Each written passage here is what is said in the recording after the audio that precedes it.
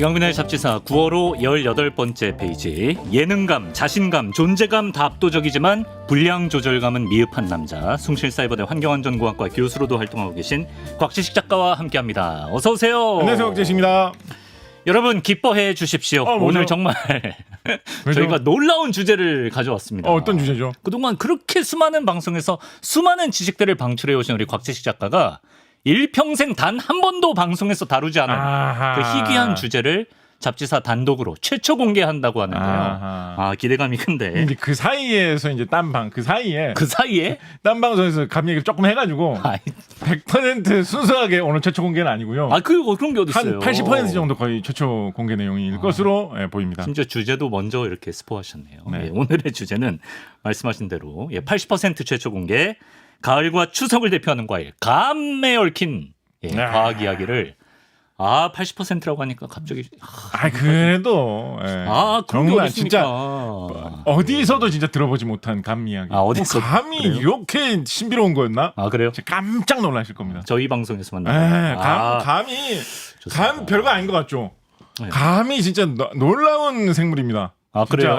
약간 이게 식물학적으로 파고 들어가도 놀라운 점이 많은데 거기까지 안 들어가봐도 좀 이렇게 실용적인 것만 살펴봐도 감이 진짜 이야기거리가 많은 아주 재미난 식물이자 과일입니다. 실제로 감을 좋아하시나요? 감도 저는 좋아하는 편이죠. 여러 가지가 있잖아요. 명태처럼 홍시, 곶감, 단감. 저는 어릴 때는 완벽한 단감파였는데요. 단감 이해는 취급하지 않는다라고 할 정도로 단감파였는데 진짜 좀 약간 나이가 들고 나니까 곶감도 좀 맛있다. 곶감? 곶감 맛있죠. 곶감이 좀 괜히 옛날부터 사랑받았던 게 아니구나라는 생각이 좀 들고 있습니다. 전래동화에서는 보통 이제 훈장님이나 영감님들이 곶감에게 쟁여드시고 그렇죠. 나이 들면 곶감이 좋아지나? 자, 감의 과학 얘기해 보겠습니다. 일단 이거 궁금해서 여쭤보고 싶은데요. 유명한 속설 중에 감을 많이 먹으면 변비에 걸리기 쉽다. 이런 속설이 있는데 이거는 과학적으로 일리가 있을까요? 일리는 확실히 있는 말입니다. 그래요? 그런데 이게 좀 과장된 면도 있어가지고 감 농가 쪽에서는 그 정도는 아니다라는 쪽이 또 주장도 좀 많이 하고 계십니다. 일단 이제 일리는 뭐냐면 이 원리는 뭐냐면 감 속에 떫은맛 내는 성분으로 가장 유명한 성분이 이제 탄닌이거든요. 탄닌 뭐 이런 얘기 엄청나게 많이 하죠. 탄닌이라는 게 이제 아무 때나 좀 맛이 없을 때 갖다 붙이면 좀 있어 보이는 단어 중에 하나입니다. 혹은 뭐 맛이 좀 특이할 때 이거 좀 탄닌 맛이 느껴지는데 라든가 있어 보인다. 아니면 뭐 하여튼 뭐든지 간에 뭐 포도주가 됐든 딴 과일이 됐든 무슨 뭐 소스든지 간에 하여튼 맛이 좀 떫은 맛 내지는 좀 약간 좀 하여튼 맛없다 싶으면 하여튼 뭐 탄닌 없어도 약간 탄닌 느낌이 좀 나는데 이렇게 하면 괜찮다. 왠지 뭔가 좀 있어 보이는 그런 마법의 단어죠. 실제로 뭐 포도주라든가 이런 데서 약간 그런 떫은 맛, 쓴맛 같은 것을 내는 것이 이제 탄닌이 원인이 되기도 하고 대표적으로 이제 이 감에서 떫은 맛 내는 성분도 탄닌이라고 하기 때문에 이 탄닌이 들어있고 이 탄닌이 기본적으로 소화에 별 도움이 안 됩니다.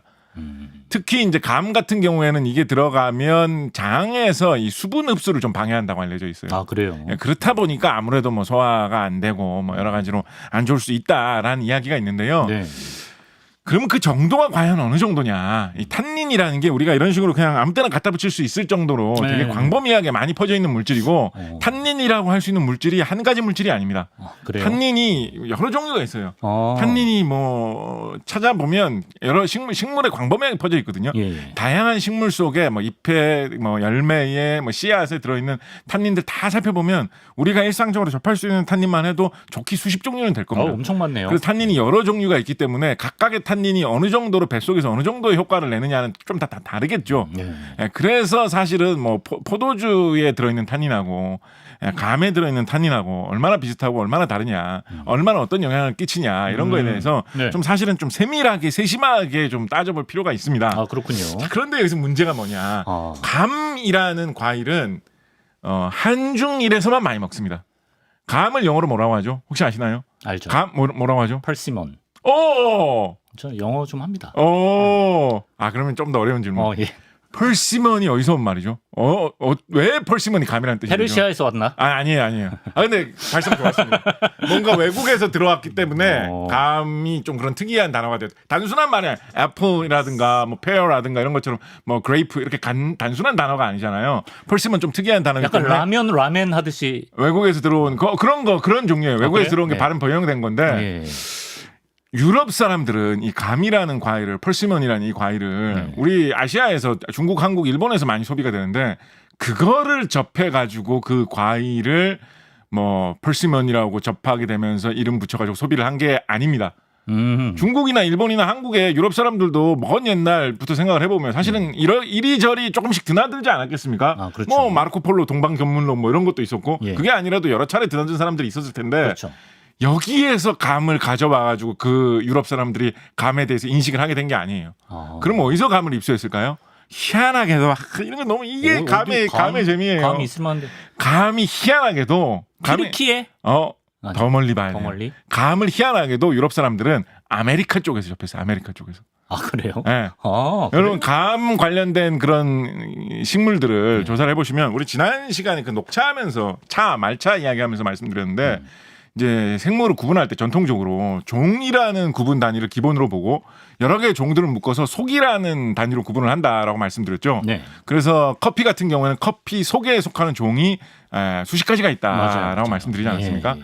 감 같은 경우에는 근데 우리가 일반적으로 속이 비슷하면 통상적으로 평범하게 우리 일상생활에서 단어로는 잘 구분 안 하고 그냥 비슷한 걸로 대충 좀 이렇게 한목으로 뭉쳐서 보는 경향이 좀 있습니다. 네네네. 예를 들어서 소나무 속 같은 경우에 네. 소나무 중에 그냥 일반적인 소나무가 있고 해송이 있고 리기다 소나무가 있고 뭐 테다 소나무가 있고 뭐 여러 가지 소나무 종들이 있거든요. 네네. 그런데 그거를 우리가 일상생활에서 굳이 많이 구분 안 해요. 소나무죠. 예, 소나무인데 뭐 예를 들어서 야 남산 위에 저 소나무 철갑을 두른 듯 이런 식으로 그냥 대충 말하지. 그렇죠. 남산 위에 리기다 소나무 뭐 철갑을 두른 듯 이런 식으로 종 단위까지 보통 느낌이 확 이상해요. 예, 종 단위로 보통 세밀하게 구분 잘 안 합니다. 예, 예. 여기 해변에 이거 소나무가 되게 숲이 잘 우거졌네.라고 대충 이야기하면 다 알아듣지. 맞죠. 야, 저거는 엄밀하게 종으로 따지면 그냥 소나무가 아니라 해송이야. 뭐 이런 식으로 굳이 지적하려고 잘 안 합니다. 아, 그럼요. 그래서 같은 속에 속하면 비슷하게 일상생활에서는 그냥 퉁치는 경향이 있거든요. 예. 커피도 아까 마찬가지로 커피라는 그 속 안에 수십 가지의 종이 있고 그 중에 하나가 커피 아라비카인데 아라비카, 예. 예, 그뿐만 아니라 다른 종의 커피들도 그냥 퉁쳐서 커피라고 한다. 수십 종의 커피를 하나의 커피 속에 속하는 걸로 부른다라고 말씀드렸죠. 네네. 감나무 같은 경우에는 우리가 우리나라에서 기르는 그 감나무 종이 있죠. 예. 그 감나무 종이 속해 있는 감나무 속이라는 분류가 있을 거 아닙니까? 그렇죠. 그 감나무 속이라는 분류 속에 다른 감나무 종이 우리나라에서 기르는 거 말고 예. 다른 감나무 종이 한 몇 가지 정도 더 있을까요? 왠지 엄청 많을 것 같은데. 찍어보시죠. 예. 왠지 커피보다 많을 것 같아요. 100가지 있을 것 100가지? 같아요. 예. 예, 현대의 과학자들은 한 700종 정도 보고 있습니다. 와, 엄청 다양한. 그래서 감나무 속으로 분류되는 와. 감나무 비슷비슷한 나무들이 예. 전 세계에 엄청나게 많이 있어요. 감의 세계. 그 중에서도 아메리카 대륙에 가면 이런 거 진짜 있을 거라고 상상해 보셨습니까? 어떤 거지? 텍사스 감나무라는 게 있어요. 텍사스 감나무. 북아메리카에 가면 예. 텍사스 감나무라는 게 있어요. 텍사스 감나무. 와. 그래서 거기에 감나무 열매 같은 게 열려요, 진짜로. 까치밥도 남겨두고. 딱 그런 느낌이에요. 예, 예. 그래서 예. 예로부터 유럽 사람들이 가기 전부터 여러 가지 다양한 이런 감나무들을 그 아메리카 대륙에 원래부터 살던 사람들 있죠. 뭐 잉카 문명이라든가 마야 문명이라든가 이런 걸 읽으면서 살던 사람들 있죠. 예. 그 사람들이 우리가 예로부터 홍시 만들고 곶감 만들듯이 그 사람들이 아메리카 대륙에서 우리나라 감나무하고는 조금 다른 종들을 키웠습니다. 예, 예, 예. 그래서 이거를 멕시코 같은 데서 뭐라고 했냐면 네. 차포트리라고 불렀어요. 차포트리. 네, 차포틀. 차포틀. 차포틀. 네, 차포틀. 멕시코 말 옛날 고대에 예. 그적 쓰는 사람들 쓰는 말로 예. 차포틀이라고 불렀고 이게 스페인어로 건너와 가지고 차포떼라고 많이 불렀어요. 차포떼. 뭔가 장기에서 쓰는 용어 같기도 하죠. 차포떼. 차포떼고. 네, 그런데 차포떼라고 하면 그게 아메리카에서 유래한 감나무 종류의 열매를 일컫는 말이었고 요즘에는 약간 발음이 더 좀 풀려가지고 샤포떼라는 식으로도 많이 이야기합니다. 샤포떼. 그래서 그러니까 미국이나 아니면 뭐 아메리카나 유럽에서 샤포떼라고 하는 감나무 과일들을 보면 그 우리의 감나무와 거의 비슷한 거라고 비슷해요? 보시면 됩니다. 같은 속에 속하는 다른 종인 경우가 많이 있어요. 예. 그리고 방금 말씀드렸던 펄시몬 같은 경우에는 그 중에서도 북아메리카 지역 쪽에 어떤 원주민 부족들이 그거를 일컫던 말이었어요. 아, 그래서 그렇군요. 그게 영어 단어 쪽으로 흡수된 것으로 보입니다. 어. 그래서 그런 좀 특이한 말을 사용을 하는 거예요. 예. 그래서 감나무의 세계가 되게 이렇게 좀 특이하죠, 방대하죠. 그러네요. 근데 그 중에서도 압도적으로 이 감이라는 작물을 많이 재배하는 나라는 한중일 세 나라거든요. 그래서 이 탄닌이 뭐 이렇게 뭐 소화가 잘 안 된다 이런 이야기를 우리가 상식적으로 많이 하지만 네. 그러면 얼마나 어느 정도로 많이 안 되느냐 이런 거에 대해서는 제 생각에는 우리나라의 과학자들이 좀 더 발벗고 연구할 필요가 있을 것 같다라는 생각도 해봅니다. 아, 그래요? 예, 이게 그러니까 원리상으로 생각을 해보면 아까 말씀드렸던 대로 수분을 좀 덜 흡수해가지고 그래서 이제 장에서 소화를 좀 막는 그 원리인데. 네. 그러면 실제로도 감 농가에서 이런 식으로 많이 주장하십니다. 그럼 감 먹을 때 평소보다 물만 좀 많이 먹어주면 소화에 별 문제 없지 않겠느냐. 그렇죠. 그리고 그러면 아주 조금만 먹으면 별로 그렇게 수분 흡수하는 거 방해 많이 안 할 테니까 감 한두 개 정도는 뭐 아무 이상 없지 않느냐. 그런 주장이 또 일리가 있는 반론으로 많이 제기가 되고 네. 사람에 따라서는 진짜 나는 감 많이 먹고 물 많이 먹으니까 아무 문제 없던데 아무런 영향 안 받던데 이런 의견도 또 상당히 있거든요. 밥 먹고 막 그랬던 적 없는 것 같은데. 그렇죠. 그래서 이게 원리상으로는 소화에 안 좋을 수 있는 원리가 분명히 있어요. 네. 많이 먹으면 진짜 수분 흡수가 막아질 수 있는 그런 현상도 일어날 수 있는 그게 있고 근데 그게 어느 정도인지에 대해서는 조금 더 과학적으로 좀 투자를 더 많이 해가지고 다양한 연구를 좀 해볼 필요가 있을 것 같습니다. 예. 근데 이제 하나 말씀드리자면 이게 이제 탄닌이 주 원인으로 우리가 지목을 하는 거잖아요. 네. 그래서 떫은 감일수록 이런 현상이 일어날 가능성이 좀 더 높다라고 보시면 되고 떫은 맛이 좀 덜 나는 혹은 홍시나 곶감 형태로 돼가지고 탄닌이 많이 제거돼 있고 파괴돼 있어서 단맛이 더 잘 나고 떫은 맛은 덜 나는 이런 형태로 소비할수록 소화에 방해를 주는 정도는 좀 줄어들게 되겠죠. 당감보다 홍시가 아무래도 그렇죠. 예, 그렇겠네요. 이거와 관련해서 진짜 우리나라의 역사를 뒤흔든 그리고 우리나라의 감 소비 문화를 아주 크게 바꾼 아주 대사건이 하나가 있었는데요. 우리 역사예요? 우리나라 역사에 진짜 이 감의 소화를 돕지 않는 이 성질, 감의 탄닌이 소화에 도움이 안 된다는 이 성질 때문에 예. 한국사가 진짜 크게 한번 뒤집힌 적이 있거든요. 언제입니까? 이게 박광일 선생님이 얼마 전에도 다루어 주신 이 영조 임금 때입니다. 아, 독살설. 독살설. 경종 독살설. 이 경종 독살설이 뭐 여러 가지 그 배경이 있습니다만 네. 가장 이제 일반인들 사이에서 예. 사람들 사이에서 많이 퍼져 있는 거는 이제 어떤 옛날 조선시대 사람들의 속설로 게장을 먹고 나서 감을 먹으면 두 가지가 몸속에서 나쁜 반응을 일으켜가지고 굉장히 몸에 안 좋은데 경종이 가뜩이나 몸에 안 좋고 입맛이 없을 때 이 게장과 감을 당시 이제 동생뻘이죠 영조가 그렇죠. 드시라고 올려가지고 그거를 쌍으로 먹고 탈이 나셨다. 경종이 몸이 더 안 좋아져가지고 세상을 뜨게 되었다. 네. 근데 그걸 다분히 노린 거다라는 설이 좀 파다하게 돌았습니다. 예. 그래서 이게 1755년 음력 5월 20일 날 조선왕조 실록 기록을 보면 신치훈이라는 사람이 영모를 노렸다.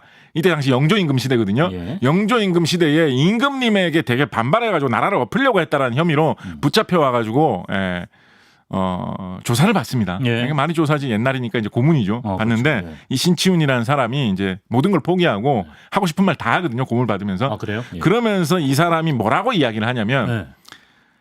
저는 갑진년 이래로 게장을 안 먹습니다라고 이야기를 합니다.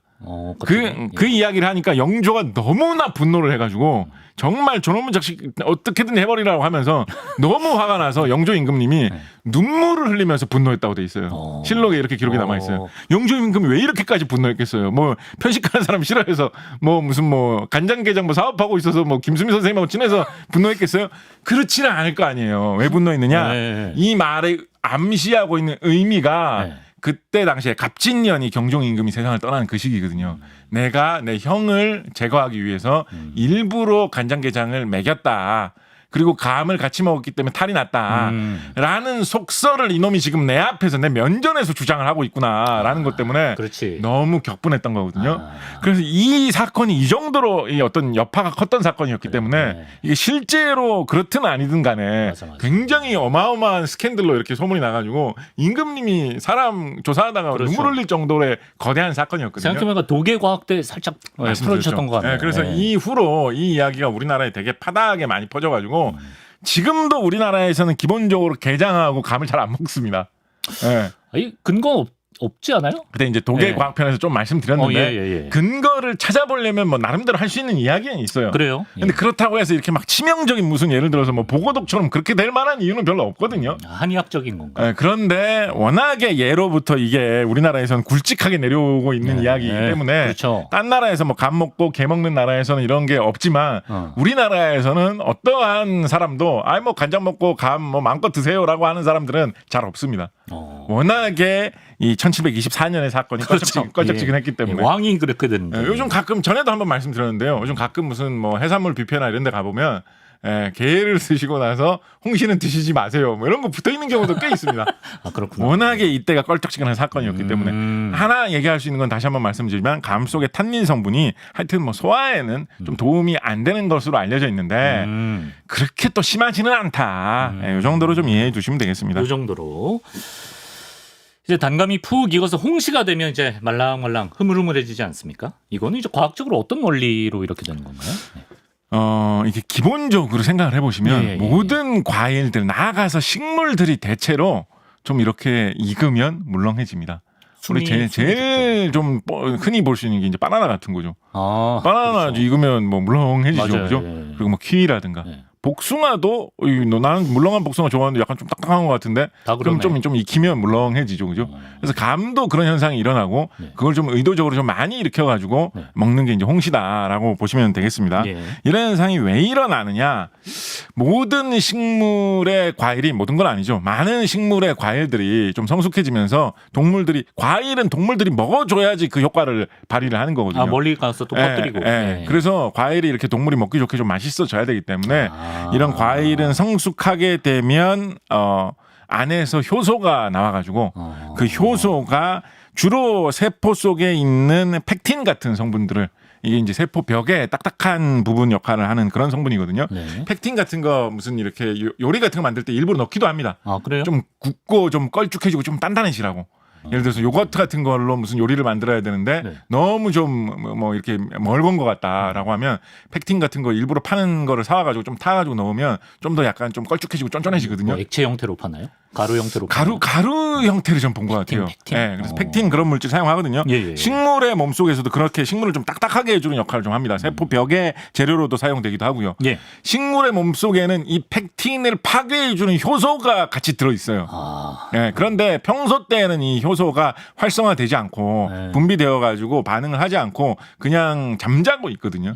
그냥 반응하지 않는 상태로 아무것도 있거든요. 안 하고 있어. 네, 그런데 호르몬 같은 물질을 만나게 되면 마치 사람의 몸이 뭐 성호르몬이 분비가 되면 사춘기 이후에 조숙해지듯이 호르몬을 만나게 되면 이 펙틴 같은 이런 성분들을 파괴하는 이 효소가 활성화되면서 식물의 과일 속을 이렇게 물렁하게 만들어버립니다. 파괴해버립니다. 호르몬이 식물에도 적용되는 거예요? 근데 이게 이제 동물의 호르몬하고는 좀 다른 거고요. 그래요? 예, 동물의 호르몬은 좀 다른데 비슷한 역할을 한다라고 해서 뭐 식물 호르몬 이런 식으로 부르는데 대표적으로 많이 사용되는 물질이 많이 활용되는 물질이 에틸렌입니다. 에틸렌. 에틸렌? 예, 이게 진짜 참 너무 이것도 저는 신기하고 전 처음에 저는 이거 회사 다니다 처음 배웠거든요. 예. 처음에 이거를 회사 다니다 이걸 접했을 때 이 에틸렌이 진짜 그 에틸렌이 맞다고?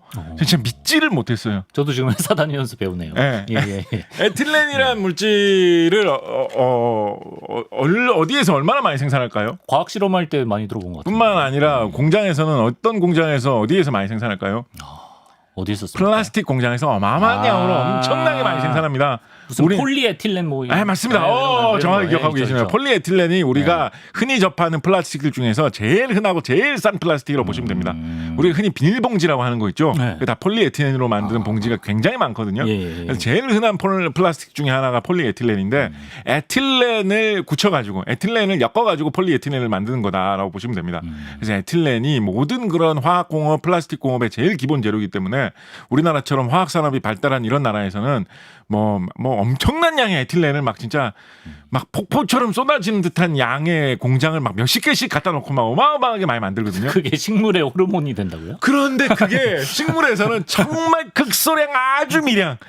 절대 그렇게 많이 필요 없어요. 예. 정말 아주 조금. 이건 신기해. 진짜 사람이 느끼지도 못할 정도로 아주 미약하게 나와서 싹 감돌고 있으면 그게 식물에게는 이렇게 성숙해지고 숙성되는 이런 역할을 하게 해줍니다. 너무 신기하죠. 그러네. 예, 그래서 어떤 식으로도 많이 하냐면 이게 이제 좀 쉽게 혹시 집에 에틸렌 있으십니까? 집에 에틸렌 같은 건 잘 없잖아요. 없는 것 같아요. 그래서 어떤 식으로 많이 하냐면 식물 중에서 과일 중에서는 사과 같은 생물들이 이 성숙하면서 네. 자기뿐만 아니라 주변에도 엽사과한테도 야 너도 좀 성숙해 너도 성숙해 하면서 주변에도 에틸렌을 좀 퍼뜨리면서 잘 성숙되는 그런 그래요? 경향이 좀 있거든요. 예. 그래서 사과를 다른 과일하고 어떤 봉지나 어. 통 같은 것 속에 이렇게 같이 담아가지고 넣어두면 예. 옆에 있는 과일도 좀 빨리 성숙이 됩니다. 이거 리빙 포인트에서 본 것 같아. 예. 그렇죠. 예. 저는 이거 얘기해도 되는지 모르겠는데 예. 저희 동네 그러니까 뭐 될 거예요.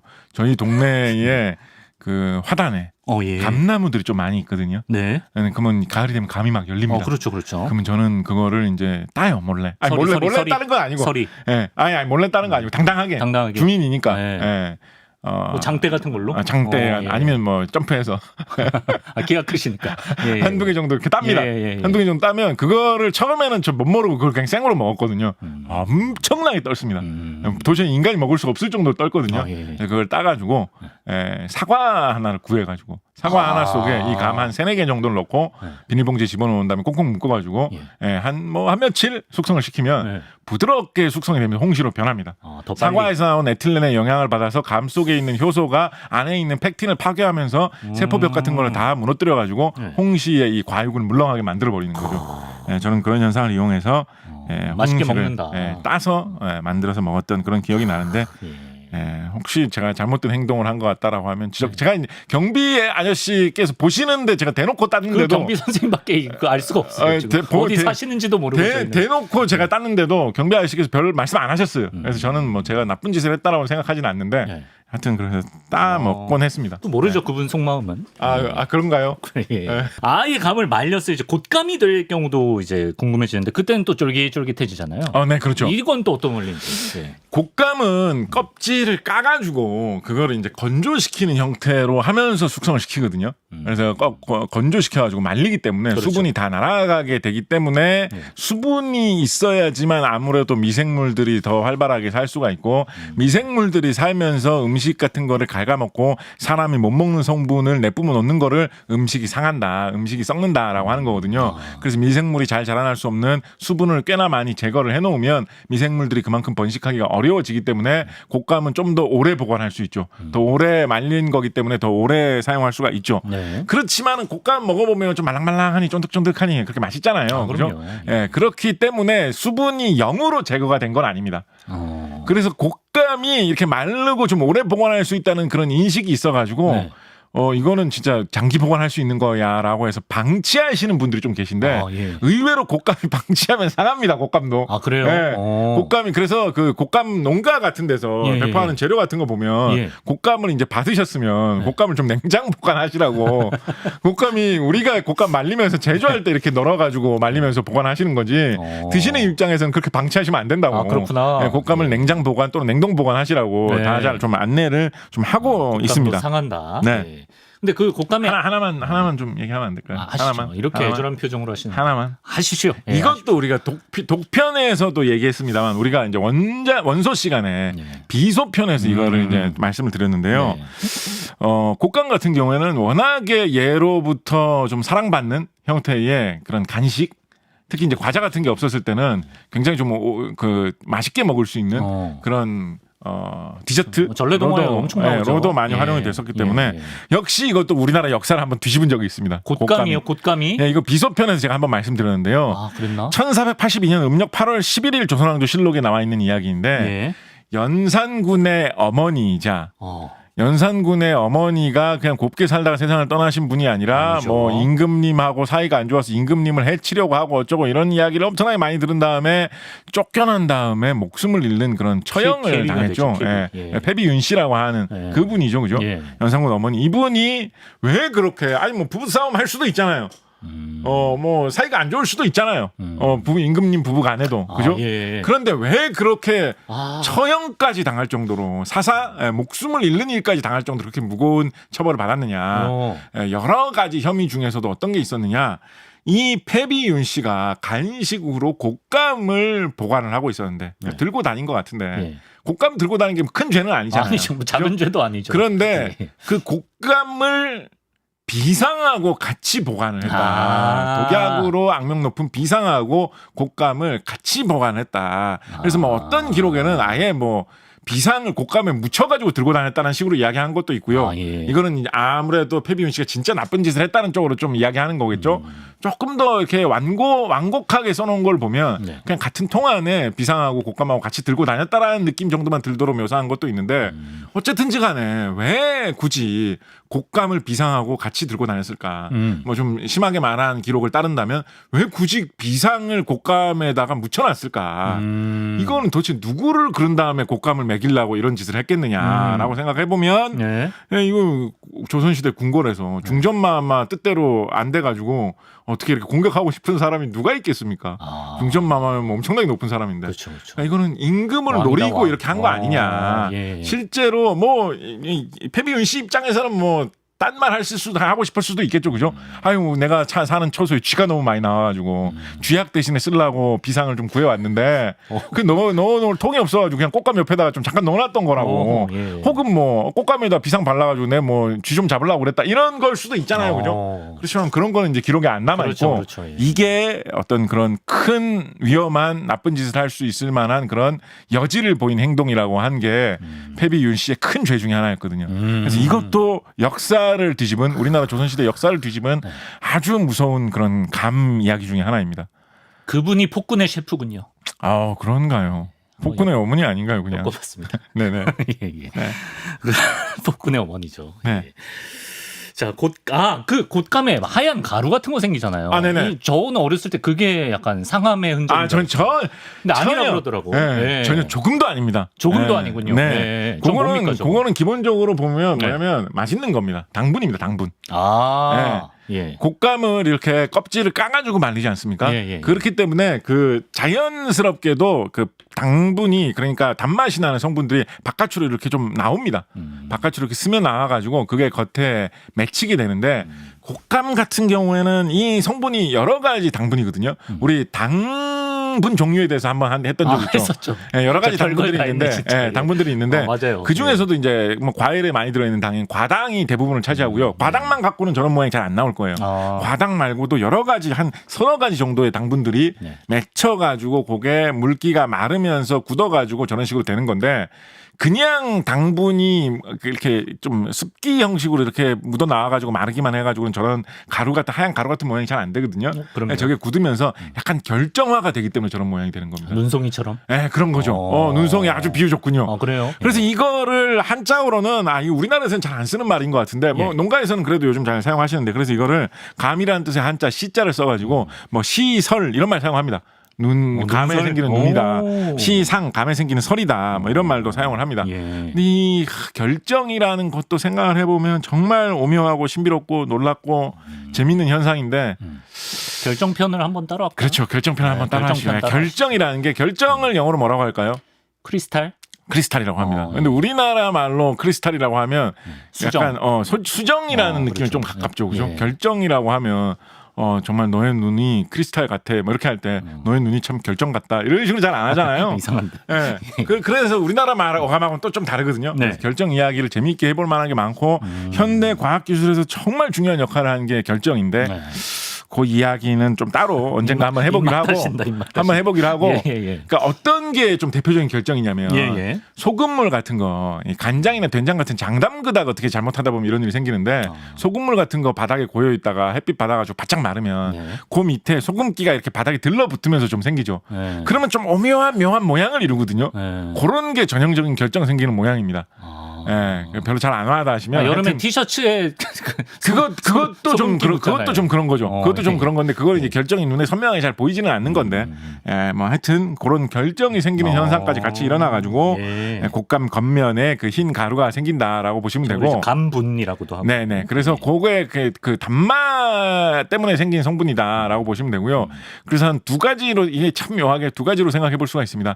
만약 그런 게 전혀 좀 안 보인다라고 하면 애초에 나올 당분이 너무 없었던 감인가? 이게 좀 안 달콤했던 거 아닌가라고 생각해 볼 수도 있겠죠. 예. 그리고 반대로 생각을 해가지고 그게 너무 많이 맺힌 것 같다라고 하면 당분이 다 빠져나왔나? 예, 그렇게 다 빠져나왔다고 생각할 그렇게 수 있구나. 생각해 볼 수도 있죠. 그래서 예. 적절한 정도 수준으로 나온 게 좋고 이게 맛있는 성분이고 몸에 좋은 성분이기는 합니다만, 그러니까 이게 많을 때, 이게 어느 정도 있을 때, 충분히 있을 때 건시, 곶감이 맛있다라고 평가할 수 있는, 그리고 시각적으로도 좀 즐거움을 주는 그런 것이기는 합니다만, 네. 이게 또 안 좋은 게 아까도 말씀드렸듯이 곶감이라고 해가지고 생각보다 그렇게 엄청나게 오래 보관할 수 있는 건 아니거든요. 그래서 곶감이 상한다거나 곰팡이가 필 때 이 네. 하얀 색깔 이것 때문에 좀 구분이 잘 안 되고 언뜻 좀 착각하게 되는 수가 있어요. 그렇죠. 숨어 있죠. 네, 그래서 좀 오래된 곶감인 것 같다라고 하면 이게 좀 잘 보셔야 되고요. 약간 좀 털어보시는 것도 방법이고, 털었는데 먹었을 때 맛이 이상하다. 곶감을 먹었는데 맛이 좀 이상하다, 시큼하다, 혹은 뭐 좀 이상하다 싶으면 이거는 좀 곰팡이가 피었는데 상했는데 그 하얀 이 시설 때문에 잘 안 보이는 걸 수도 있다라고 생각을 하시고 바로 버리시는 걸 추천해 드립니다. 곶감도 생각보다 빨리 상할 수 있다. 그렇습니다. 예. 예로부터 여러분 감나무가요 7가지 덕, 7덕이 있는 나무가 여겨져서 조상들이 아주 칭송하는 나무였다고 합니다. 이 7덕 어떤 덕목들이며 또 이 중에 과학으로 좀 풀어볼 재미난 얘기가 있을지 궁금한데요. 칠덕. 우리가 얼마 전에 곤충 뭐 이런 이야기를 하면서 누에 이야기를 하면서 신라의 왕누의 이야기가 왕누의, 있는 예. 잠왕 이야기가 있다라고 하면서 그 전설이 중국에서 더 유명해져가지고 중국의 유양잡조라는 책에 당나라 때 기록이 되었다. 그렇죠. 이런 말씀을 잠깐 드렸죠. 이 유양잡조라는 책에는 뭐 온갖 이상한 뜬소문 같은 게 다 기록되어 있는 그런 잡자 책이거든요. 들어가는 콘텐츠는 믿고 봐야 돼요. 그렇습니다. 예. 예. 그렇군요. 예. 유양잡조 중에 보면 이 감나무의 칠덕이 설명되어 있는 부분이 있습니다. 단성식이라는 사람이 쓴 책이에요. 예, 단성식 선생님. 곽재 씨하고 상관이 있을까요? 아무 상관 없겠죠. 예. 단성식이라는 사람이 쓴 책입니다. 유양잡조. 첫 번째 덕. 나무가 오래오래 산다. 나무가 길러보면 오래 간다. 몇백 년 기를 수 있다. 이거를 첫 번째 덕으로 이야기를 하고 있습니다. 예. 두 번째, 오래도록 이렇게 나무가 잘 자라면 나무가 굵고 커지기도 좋다라는 걸 두 번째 미덕으로 이야기를 하고 있습니다. 그래서 감나무를 오래 잘 기르면 그늘도 생긴다. 이걸 두 번째 미덕으로 이야기를 하고 있습니다. 예. 세 번째는 이거는 좀 제가 보기에는 좀 그냥 소문을 좀 잘못 짚어가지고 설명하신 것 같은데 그래요? 예. 단성식 선생께서 예. 새가 둥지를 감나무에는 잘 틀지 않는다. 까치 앉지 않나? 그럼 모르겠어요. 그래서 감나무는 좀 위생적이다라는 식으로 중국 당나라 시대에 단성식은 그렇게 생각을 하셨습니다. 그런 소문이 그 주변에서는 그런 이야기 많이 돌았나 봐요. 예. 그리고 마찬가지로 네 번째도 이것도 현대 감나무 농가에서는 좀 싫어할 이야기 같은데요. 뭐죠? 벌레가 잘 안 낀다. 벌레가 안 끼면 안 좋은 거 아니에요? 하여튼 뭐 그렇게 단성식 선생께서는 이야기하셨어요. 예. 다섯 번째로는 감나무가 이렇게 낙엽이 지는 그런 식물이지 않습니까? 그래서 감나무가 이렇게 파랗게 잎을 피웠다가 이 색깔이 변화하고 낙엽이 지고 떨어지고 계절에 따라서 변화하는 이거를 보는 재미가 있다. 가을에 이렇게 가을철에 또 나뭇잎이 이렇게 변해갈 때 이럴 때 좀 아름답다. 그런 색채의 아름다움을 다섯 번째 미덕으로 꼽으셨습니다. 예. 여섯 번째, 왜 이거를 여섯 번째 아름다움으로 이렇게 뒤늦게 꼽으셨는지, 오히려 또 마지막에 대단원의 일곱 번째도 아니고 엉성하게 여섯 번째로 이걸 꼽으셨는지 모르겠는데. 감이 맛있다? 감이 맛있다가 여섯 번째예요. 참 특이하신 분이죠, 단성식. 예. 특이하신 분이라서 신라의 그런 전설까지 수집해서 책에 써놓으셨을까요? 일곱 번째는 이거는 제가 보기에는 여섯 가지를 열매로 대단원을 장식하시려고 여섯 가지를 써놓은 다음에 6대 어떤 덕성, 6덕이라고 하니까 이거 좀 거시기한가? 7덕이라고 해야지 더 멋있을 것 같은데. 7이 뭔가 또 길한 숫자 같아. 그래가지고 7개를 채우려고 이거를 굳이 쓰신 것 같은데. 종이가 없을 때 옛날엔 종이가 귀했잖아요. 지금처럼 종이가 흔하지 않잖아요. A4 용지, 미터법에서 나온 A4 용지 기억나십니까? 나죠. 지금은 현대 문명의 근간이 되는 A4 용지, 미터법의 상징인 A4 용지가 우리나라 되게 흔하지만 옛날에는 이런 고급 종이가 되게 귀했잖아요. 그렇죠. 그래서 종이가 없을 때 감나무 이파리는 넙대대하고 그러면서도 두께가 어느 정도 있어가지고 잘 안 부서지기 때문에 종이 대용으로 쓰기 좋다라는 거를 일곱 번째 덕성으로 이야기를 했어요. 그래서 중국의 단성식 선생께서 이야기한 감나무의 일곱 가지 덕입니다. 이게 좀 공감이 안 되는 것도 많이 있죠. 그 중에서 과학적으로 따져봤을 때도 좀 공감이 될 만한 거. 약간 아닐 수도 있는데 그 종이가 혹시 볼일 보고 뒤처리할 때 그건 아닌 것 같아요. 글씨 쓰는 용도를 생각하신 것 같아요. 단성식 선생 또 작가이기 때문에 두꺼운 거를 굳이 그렇게 많이 중시하지 않으셨을까요? 그런가? 네. 우리나라에서 실제로 다 감나무 기르시는 분들에게도 확인이 되었고 전혀 다른 방향에서도 확인이 되어 있는 미덕에 대해서 네. 현실적인 미덕에 대해서 좀 깊게 이야기를 해보겠습니다. 예, 그건 예. 바로 무엇이냐? 네. 두 번째 미덕. 감나무를 잘만 기르면 크게 자라난다. 그늘도 생기고. 크게 자라난다라는 이것입니다. 크게 자란다. 일단 우리나라에서 하나 조사되어 가지고 얘기되어 있는 거. 이거 기가 막힌 이야기예요. 네. 이거 하나 말씀드리자면 어떤 게 있냐면 네. 우리나라의 곶감으로 제일 유명한 고장이 혹시 어딘지 아십니까? 상주. 경상북도 상주가 우리나라의 곶감에서 정말 유명한 곳이죠. 그렇죠, 그렇죠. 그래서 경상북도 상주에 가면 감나무들이 많이 있습니다. 여러 가지 오래된 감나무들도 다양하게 많이 있어요. 근데 그 중에 경상북도 상주에 외남면 소을리라는 곳에 예. 아주 굵직하고 큰 감나무가 하나 있었어요. 그래요? 그래서 그 동네 사람들 사이에서 이 감나무는 진짜 전설의 감나무고 진짜 막 천년 감나무, 막 천년까지는 아니라도 700년 됐을 거야라고 직접 보고 해가지고 싶어. 예. 동네 사진 많이 올라와 있어요. 예. 동네의 명물로 취급됐던 그런 감나무가 있었거든요. 왜 그래서 막 과거형이지? 신비해가 아니 왜냐면 지금은 지금도. 경상북도 전체의 명물이거든요. 그래 그런 게 있었거든요. 예, 그래서 예. 이거는 진짜 신령스러운 감나무고 막 그런 식으로 막 이야기됐던 게 있었거든요. 예. 근데 이제 과학 기술이 발달해가지고 이 감나무가 진짜로 그렇게 오래되고 대단한 것인지를 검증해 보자라는 그런 과학자들의 분위기 바람이 한번 불었던 것입니다. 예. 그래가지고 네. 2009년에 네. 이 감나무를 과학적으로 정밀하게 분석을 했어요. 다양한 방면에서 수명이라든지 분석을 했어요. 네. 일단 분석을 해보니까 수명이 막 1000년 감나무, 700년 감나무, 800년 감나무 이렇게는 안 나왔습니다. 예를 들어서 이때 당시만 해도 이 감나무는 진짜 오래되긴 된 거기 때문에 우리나라의 웬만한 평범한 나무들은 다 그냥 이길 수 있는 감나무다. 라는 나무다. 뭐 무슨 그런 거 우리나라에서는 거목이라고 하면 500년 된 나무다, 600년 된 나무다라고 하면 막 기념물로 지정해가지고 그렇죠. 사람들 되게 명물로 막 모시고 막 이런 거 있잖아요. 있죠. 서울 시내에서 제일 오래된 축에 속하는 향나무가 여러분 그 서초역 근처에 법원이 있는데 가보시면 길 한복판에 무슨 교차로 한복판에 나무가 하나 큰 나무가 하나가 갑자기 좀 뜬금없이 서 있는 게 있습니다.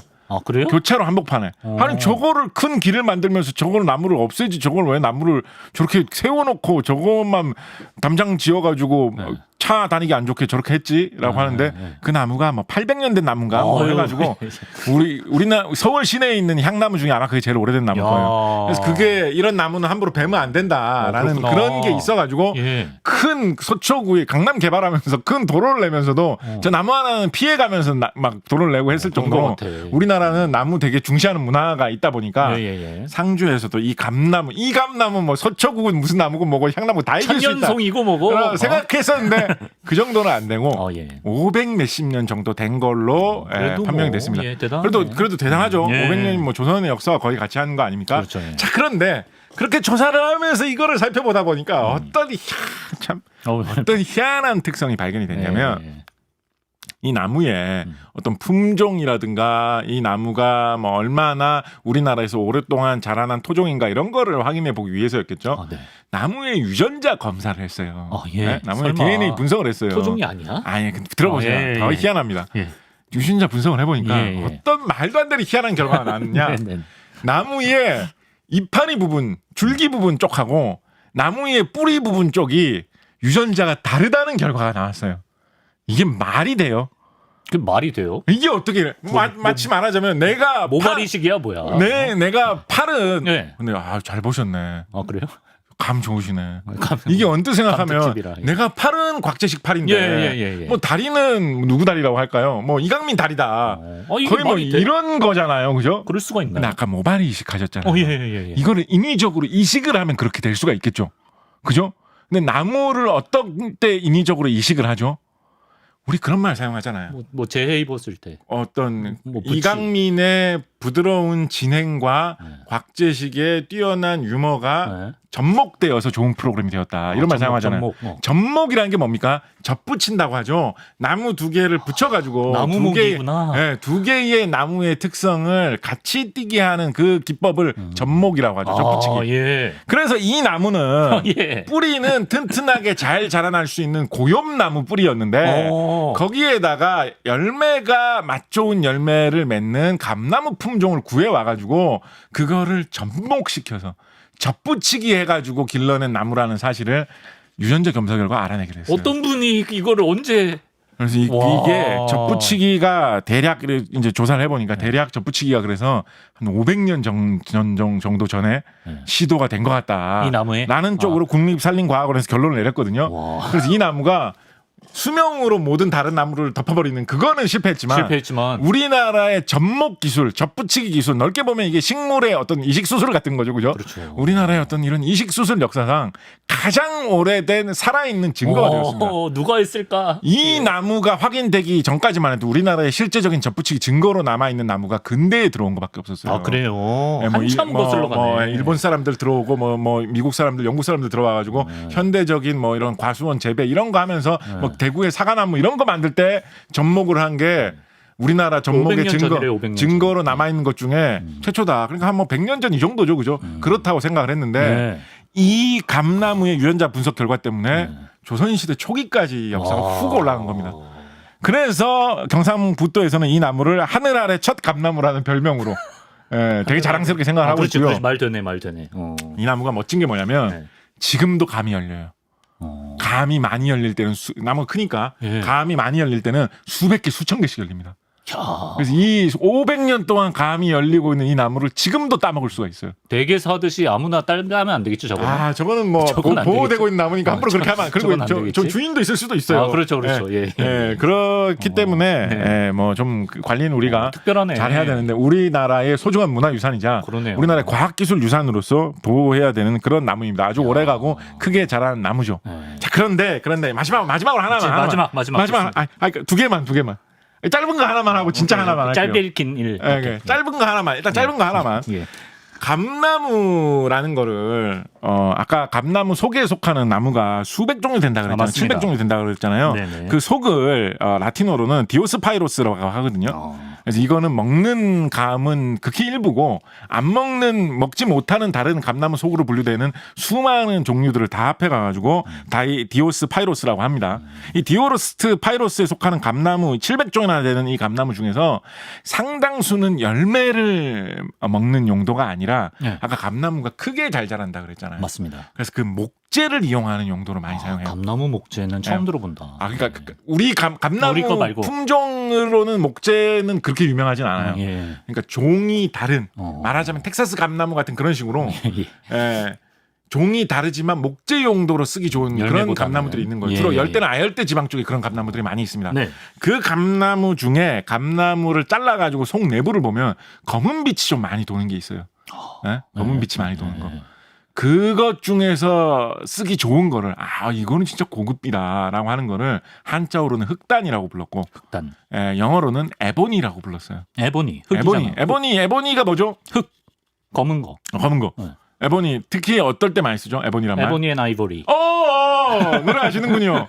예. 우리 저기 스티비 원더랑 폴 맥카트니가 부른 노래. 에보니, 아이보리 하는 그 노래죠, 그죠? 예. 피아노의 검은 건반과 흰 건반. 옛날에는 검은 건반은 이 감나무와 속이 같은 나무 중에서 안에 까만 색깔이 빛이 좋게 나는 이 고급 목재를 잘라가지고 검은 건반을 만들고 흰색 건반은 아이보리로 만들었다고 하니까 뭘로 만들겠습니까? 코끼리 이빨 상아를 가져와가지고 그거를 잘 가공을 해서 겉에다가 씌운 거예요.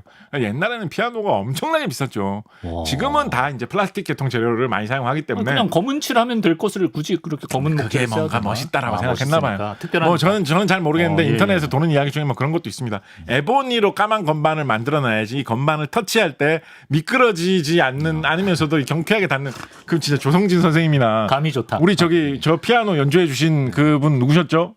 피아니스트 한 번 오셔가지고 해주셨는데 손여름 선생님이신가? 네, 한번 하여튼 해주신 적 있으세요. 예. 그런 분들께서는 좀 아실 수. 제가 진짜로 상하하고 에보니로 만든 피아노 쳐봤습니다. 이런 분들 계실 수도 있겠는데 예. 그 에보니가 사실은 감나무하고 속이 같은 거예요. 속이. 텍사스 감나무가 있고 한국 감나무가 있고 에보니가 있고 이런 식으로 같은 감나무 친구들끼리예요. 자 이게 짧은 거고요. 본론으로 마지막 하나는 뭐냐면 그래서 이 감나무 속에 속하는 수많은 나무들을 이제 학명으로 라틴어식으로 이야기할 때는 디오스파이로스라고 이야기를 합니다. 네. 그런데 그 중에서도 이거 들으시면 진짜 소름 끼칠걸요. 그 중에서도 디오스파이로스 중에서 우리가 먹는 이 감나무 한중일에서 많이 소비하는 이 감나무 있죠. 요거를 학명으로는 라틴어로는 디오스파이로스 카키라고 합니다. 디오스파이로스 카키. 카키는 무슨 뜻이냐? 네. 일본어로 이런 감을 카키라고 하는 거예요. 카키. 그래서 그냥 언뜻 이거를 생각을 하시면 그러면 역시 일본이 과학기술이 빨리 발전했으니까 자기 나라에서 많이 먹는 그 감을 세계 학계에 일본 학자가 보고를 해가지고 이 감 한중일에서 소비하는 이 감의 종이 디오스파이로스 카키라는 이 일본식 이름으로 보고가 됐겠구나라고 넘겨짚을 수 있죠. 네. 그게 아닙니다.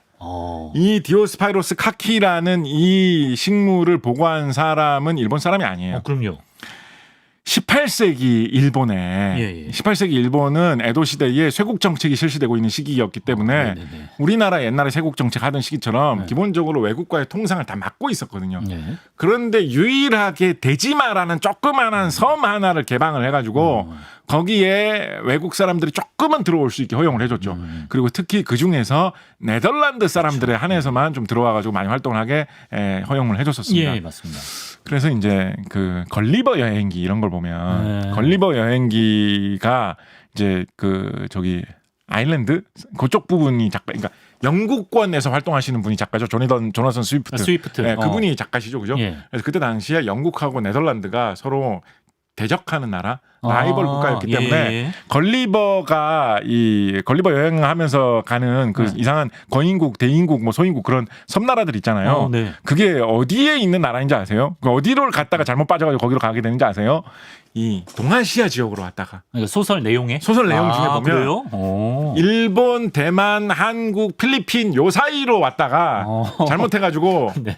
풍랑을 만나고 난파를 해가지고 흘러 가다 보니까 대인국, 소인국에 가게 되었다라는 식으로 걸리버 여행기 이야기가 이어지거든요. 그렇구나. 그래서 걸리버 여행기 이야기를 살펴보면 네덜란드 사람들이 나쁜 놈으로 등장합니다. 예, 아무래도. 영국계에서 활동하는 사람이 쓴 것이기 때문에 네. 그리고 그 나쁜 네덜란드 사람들을 현지에서 도와주는 그 나쁜 친구의 동료로 일본 사람들이 계속 같이 등장해요. 그래요? 네, 그래서 뭐 해적선이 나타났는데 네덜란드 사람하고 일본 사람들이 타고 있었다.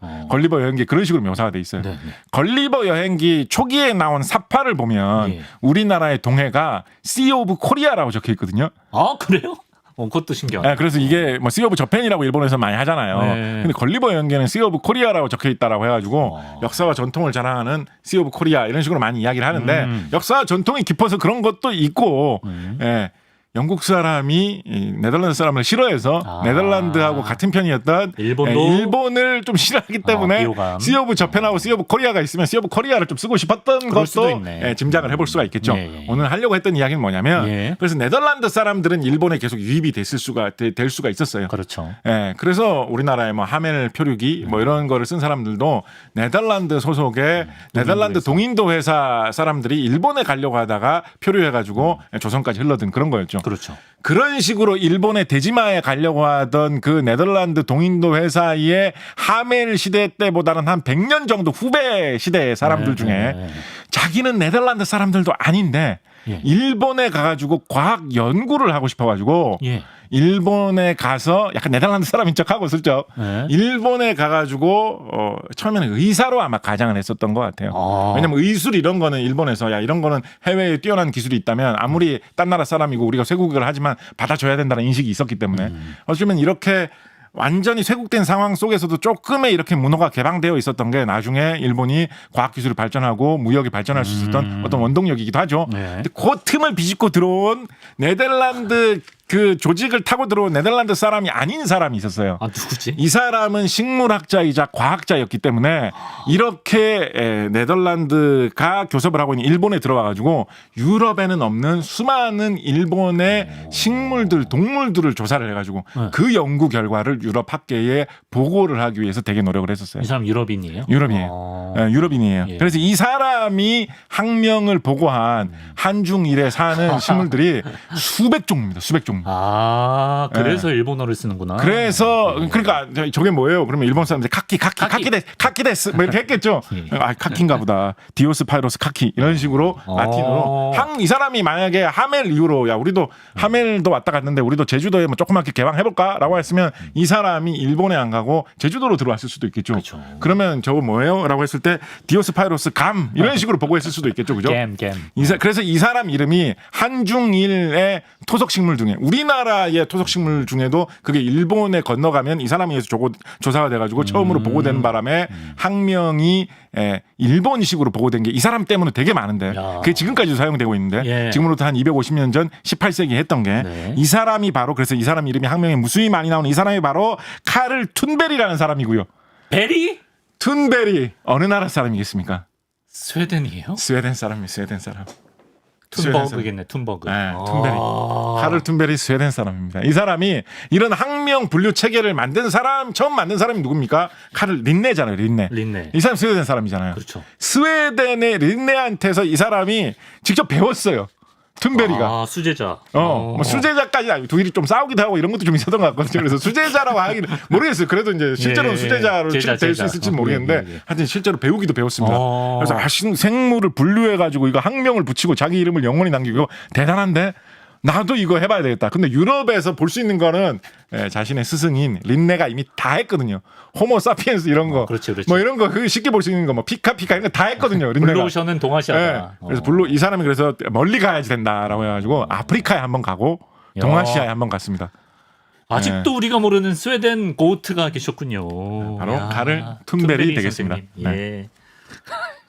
소름 돋네요. 예. 오늘 정말 80% 최초 공개지만 정말 멋진 이야기 네. 감사드리고 네네. 감다살 곽지식 선생님과 함께 감에 담긴 과학에 대해 풀어봤습니다. 고맙습니다. 감사합니다.